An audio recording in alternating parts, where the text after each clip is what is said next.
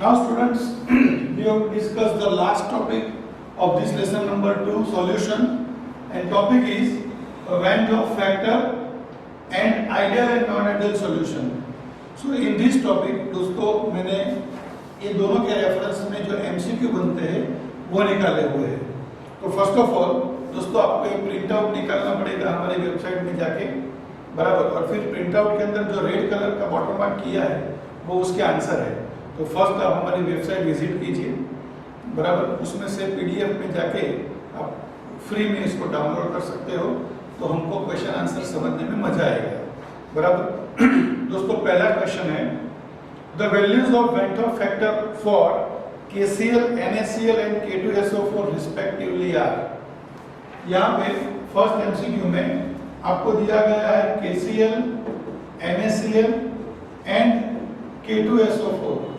दोस्तों यहाँ से दो आयंस बनेंगे K प्लस Cl माइनस, यहाँ पे भी दो ion Na plus Cl minus, यहाँ पे दो ion 2K plus SO4 2 minus. तो इसका टोटल होगा 2, इसका टोटल 2, इसका टोटल 3. तो यहाँ ऑप्शन होगा आपका 2, 2 एंड 3. तो आंसर आएगा कौन सा? बी आंसर आएगा. समझ में आया दोस्तों? अगर K2SO4 को यहाँ डाल के NaCl को यहाँ डालता तो 2, 3, 2 ये आंसर होता. Is it clear? तो यहाँ आंसर कौन सा होगा? फर्स्ट वन का बी ऑप्शन 2, 2, 3. अब दूसरा क्वेश्चन है we have 3 aqueous solution of NaCl. NaCl के 3 एक्वस सॉल्यूशन है जिसको A, B और C लेबल किया गया है, बराबर, विद कंसंट्रेशन ऑफ 0.1, इसका है 0.01 और इसका है 0.001 molar respectively. The value of van't Hoff factor for this solution are. Value of van't Hoff factor for this solution are. तो दोस्तों वेंट ऑफ फैक्टर के लिए क्या करने का? तो I is equals to concentration multiply by number of ions. तो A label किया गया बीकर है, उसके लिए क्या होगा? तो 0.1 into 2. B के लिए होगा 0.1 into 2 और C के लिए क्या होगा? 0.001 into 2. इसका आंसर होगा 0.2, इसका आंसर होगा 0.02, इसका आंसर होगा 0.002, बराबर. तो सबसे ज्यादा आंसर किसका है? A का, फिर B का और फिर C का. C का सबसे कम है, तो यहाँ आंसर होगा IA is less than IB is less than IC. IA is less than IB is less than IC. This is your correct answer. बराबर दोस्तों? ओके, मतलब IC सबसे ज्यादा होगा, फिर ये होगा और फिर ये होगा. ओके, अब आएगा question number 3, went Hoff factor I. Question number 3 में went Hoff factor I is given by the expression. I को हम कैसे गिनते हैं दोस्तों? तो ऑप्शन ए लिखा है normal molecular mass upon abnormal molecular mass. B option है abnormal molecular mass upon normal molecular मास.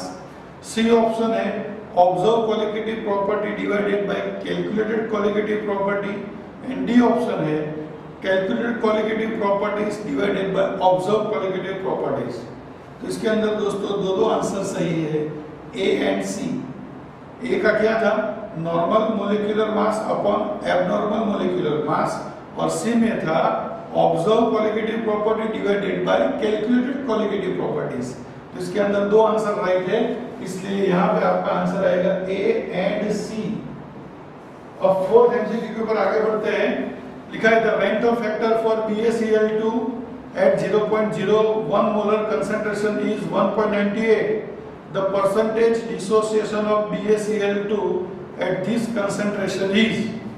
तो दोस्तों यहाँ आपको दिया है BaCl2, जो यहाँ पे आपको बनाएगा ऐसे Ba plus 2 plus 2Cl minus 1 plus 2 is equals to total ions कितने बने इसमें? 3. यहाँ फॉर्मूला है alpha is equals to I minus 1 upon N minus 1, बराबर. अल्फा जो परसेंटेज डिसोसिएट होता है वो I का वैल्यू आपको दिया है यहाँ 1.98 माइनस 1. N का वैल्यू ले लो 3 माइनस 1, तो ये हो गया आपका 0.98. ये दोनों का सब्ट्रैक्शन 0.98, 3 माइनस 1 हो जाएगा 2 और इसका डिवीजन होगा 0.49। तो बराबर ये आपका अल्फा हुआ, बराबर ये फ्रैक्शन में है, परसेंटेज पूछा है तो 100 से मल्टीप्लाई करो तो आंसर इज 49%। आंसर क्या हो गया? 49%। अब हम बात करेंगे फिफ्थ नंबर का एमसीक्यू। फिफ्थ नंबर का एमसीक्यू क्या है? Benzoic acid undergoes dimerized in benzene solution. Dimerize का मतलब दोस्तों वो मिलके बाइमोलेक्यूल बनाता है। ट्राइमराइज का मतलब 3 लिखने का, बराबर। टेट्रामराइज का मतलब 4 लिखने का। The Van't Hoff factor I is related to the degree of association X is। तो दोस्तों डिग्री ऑफ एसोसिएशन x का फॉर्मूला क्या है? तो 1 minus i into n upon n minus 1। अब ये x को x ही रहने दो, 1 माइनस आई डाइमराइज है मतलब n का वैल्यू 2 लेने का। सपोज ट्राइमराइज किया होता तो n का वैल्यू में लेता 3, बराबर। या डाइमराइज मतलब 2 लेने का। तो 2 माइनस 1 क्या हो जाएगा? 1। तो x इज इक्वल्स टू क्या? 1 माइनस आई इंटू 2। तो यहाँ ये 2 को नीचे ले लो तो x by 2 is equals to क्या होगा? 1 माइनस आई। तो i को यहाँ ले लो तो इंप्लाइज दैट क्या होगा? i is equals to 1 minus x by 2। तो यहाँ आपका आंसर हो गया कौन सा? सी ऑप्शन होगा 1 minus x by 2। Is it clear friends? Okay. अब आएगा एमसीक्यू नंबर 6। तो एमसीक्यू नंबर 6 हम यहाँ प्रैक्टिस करते हैं दोस्तों। कौन सा क्वेश्चन है? Van't Hoff factor x, y and z for association, dissociation and no change of the solute in the solution respectively are। तो दोस्तों आपको पता है जब एसोसिएशन होता है तो i is less than 1, जब डिसोसिएशन होता है, सेपरेशन होता है, बराबर, तो क्या होगा दोस्तों? i greater than 1 होगा। and if there is a no association and no dissociation, I is equals to 1। जैसे फिफ्थ क्वेश्चन में था बेंजीन अंडरगो डाइमराइज, तो उसको हम बोलेंगे एसोसिएशन। बेंजोइक एसिड क्या हुआ था दोस्तों? डाइमराइज, जिसको बोलेंगे एसोसिएशन। और उसके ऊपर वाले में BaCl2 वाला क्वेश्चन था, ये डिसोसिएशन है। तो डिसोसिएशन में I का वैल्यू ऑलवेज ग्रेटर देन 1 होगा, एसोसिएशन में I is always less than 1। and if there is a no association and no dissociation, I is equals to 1। तो आप देखो एसोसिएशन मतलब x जो है वो सबसे कम होगा, फिर दूसरे नंबर पे आएगा z क्योंकि वो वैल्यू 1 होगा और y का वैल्यू ग्रेटर देन 1 है, इसलिए आपका आंसर होगा x less than z less than y, मतलब सी ऑप्शन होगा आपका करेक्ट। तो 6 वन में कौन सा आंसर होगा दोस्तों? आपका सी आंसर होगा। Is that clear friends? तो बाकी के क्वेश्चन के हम बाकी की बात करते हैं। Now students, we have to discuss the MCQ number 7 of this PDF, and the MCQ is for a weak monobasic acid if pKa is equals to 4, then at a concentration of 0.01 molar of the acidic solution the Van't Hoff factor is। आपको pKa का value दिया है दोस्तों कितना? 4 दिया है। तो pKa की जगह पे मैं लिख सकता हूँ minus log of Ka is equals to 4, therefore log of Ka is equals to minus 4, therefore Ka is equals to anti-log of बार 4 मतलब 10⁻⁻⁴ हो गया इसका वैल्यू Ka का। अब दोस्तों हम अल्फा का फॉर्मूला जानते हैं, alpha is equals to under root of Ka by C। अब Ka का वैल्यू है आपका 10⁻⁴ और कंसंट्रेशन 0.01 है मतलब 10⁻⁻ हो गया। तो अंडर रूट ऑफ 10⁻², जिसको हम बोलेंगे 10⁻⁻1 मतलब 0.1, ये आपका हो गया अल्फा। अब दोस्तों हमको पता है formula, alpha is equals to i - 1 upon n - 1, n - 1 आप ले लो 1, अल्फा का वैल्यू है 0.1 is equals to i - 1, therefore i is equals to 1 plus 0.1 implies that 1.1। तो यहाँ i का वैल्यू क्या होगा? 1.1 मतलब आंसर होगा सी। ओके दोस्तों, अब आएगा आपका 8th नंबर का एमसीक्यू। इसमें लिखा है the pH of 1 molar solution of weak monobasic acid is 2, then the Van't Hoff factor is, दोस्तों यहाँ pH दिया है आपको 2, pH की जगह पे मैं लिख सकता हूँ minus log of H3O plus. अब माइनस को यहाँ ले लो तो क्या हो जाएगा, log of H3O plus minus 2, log को यहाँ ले लो तो वो हो जाएगा आपका anti log H3O plus is equals to anti log of bar 2, मतलब हो गया 10⁻², मतलब ये आपके पास H3O प्लस का कंसंट्रेशन आ गया। अब आपके सामने फॉर्मूला है H3O plus is equals to alpha into c. अब यहाँ से आप अल्फा गिन लो, alpha is equals to H3O plus का वैल्यू है 0.01 और कंसंट्रेशन दिया है 1, तो यहाँ अल्फा हो गया आपका 0.01 और वापस अगेन ये फॉर्मूला यूज करो, alpha is equals to i - 1 upon n - 1, n minus का वैल्यू क्या ले लो 1, अल्फा आपके सामने आ गया कितना 0.01 इज इक्वल्स टू i - 1, -1 को यहाँ ले लो, therefore i is equals to 1.01। दोस्तों ये जो फॉर्मूला है H3O plus is equals to alpha into c, और यहाँ पे ये जो फॉर्मूला है alpha is equals to root of Ka/C, वो 11 के 7 चैप्टर के इक्विलिब्रियम चैप्टर के अंदर आता है, बराबर। वहां से हमने डायरेक्ट लिया है Ka is called as a dissociation constant of weak acid, और अगर बेस होता तो उसको हम Kb बोलते हैं, जिसका नाम होगा dissociation constant of weak base. तो ये फॉर्मूला हमने डायरेक्ट वहां से लिए है।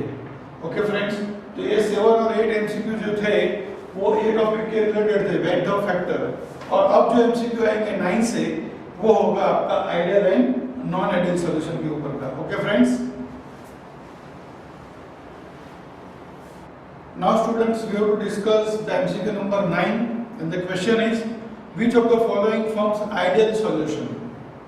सबसे पहले है ऑप्शन है C6H5Cl प्लस, सॉरी क्वेश्चन है which of the following form non ideal solution, C6H5Cl and C6H5Br, मतलब क्लोरोबेंजीन एंड ब्रोमोबेंजीन। दूसरा है C6H6 एंड C6H5CH3, मतलब बेंजीन एंड टोल्यूइन।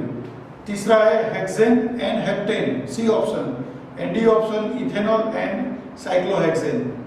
तो दोस्तों नॉन आइडियल सॉल्यूशन कौन सा है, ethanol and cyclohexane is your non ideal solution, and remaining A B and C मतलब chlorobenzene and bromobenzene, benzene and toluene, hexane and heptane, they form ideal solution. ये example में से MCQ निकाला है दोस्तों। Now next question number 10, ideal solution is formed when its component, option A, have a zero heat of mixing, मतलब delta H mixing is zero, वो सही बात है। have a zero volume change, मतलब delta V mixing is equals to zero, ये भी सही बात है। obey Raoult's law in any condition, ये भी सही बात है। और डी ऑप्शन में लिखा है all are the correct, तो आपका आंसर आएगा D option, all are the correct. Okay friends, ये आइडियल सॉल्यूशन के बारे में बात है। अब आपका क्वेश्चन नंबर 11 है, which of the following binary mixture will have a same composition in liquid form. पहला ऑप्शन है बेंजीन एंड टोल्यूइन, दूसरा है वाटर एंड नाइट्रिक एसिड, तीसरा है क्लोरोबेंजीन एंड ब्रोमोबेंजीन, और चौथा ऑप्शन है normal hexane and normal heptane. तो दोस्तों यहाँ बी ऑप्शन आएगा water and nitric acid, because ये आपका नॉन आइडियल सॉल्यूशन है, और ए सी एंड डी जो है वो आपका आइडियल सॉल्यूशन है। इसलिए क्वेश्चन के रेफरेंस में which of the following binary mixture will have a same composition in the liquid and vapour phase, तो वो सिर्फ नॉन आइडियल सॉल्यूशन में होता है, इसलिए आंसर आएगा वाटर एंड नाइट्रिक एसिड, बराबर। और आखिरी क्वेश्चन है दोस्तों, intermolecular force between two benzene molecules are nearly of same strength as those between the toluene molecules. For a mixture of benzene and toluene, which of the following are not true? तो पहले दोस्तों आपको पता होना चाहिए benzene और toluene ideal solution बनाते हैं। तो आइडियल सॉल्यूशन के अंदर के जो आपके दिमाग में होना चाहिए कि कौन कौन सी चीज एप्लीकेबल है। तो पहले लिखा है डेल्टा एच मिक्सिंग जीरो, वो सही बात है।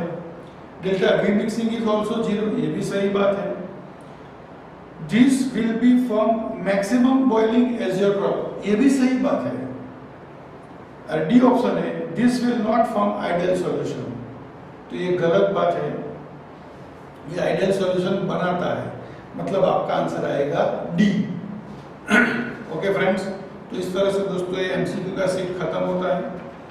आई होप कि आपको मजा आया होगा दोस्तों। मेरी ये जो यूट्यूब चैनल है आप अपने दोस्तों तक शेयर कीजिए, सब्सक्राइब कीजिए और लाइक कीजिए और कमेंट भी कीजिए। Thank you very much.